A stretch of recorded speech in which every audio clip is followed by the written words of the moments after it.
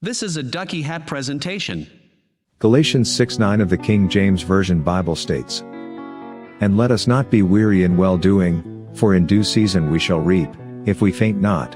Today's Zfolder Season 1, Episode 2, is from the President of the United States of America.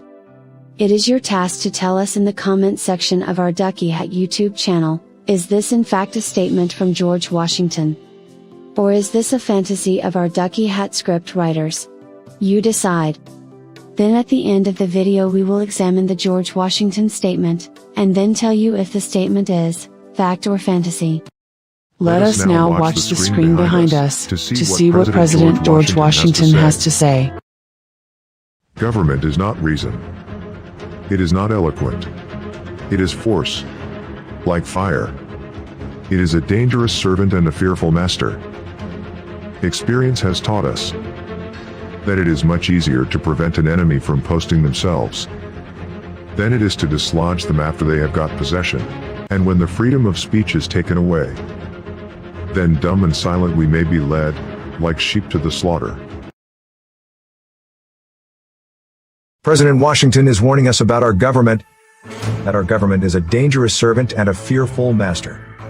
Washington states it's much easier to protect ourselves from government before those in government can come against us, that it is harder to dislodge those in government once they have come against us. The statement by George Washington brings the Arizona election to mind. It would be great if we went back to election day instead of election month. As President Washington states, it's hard to dislodge those that are in government.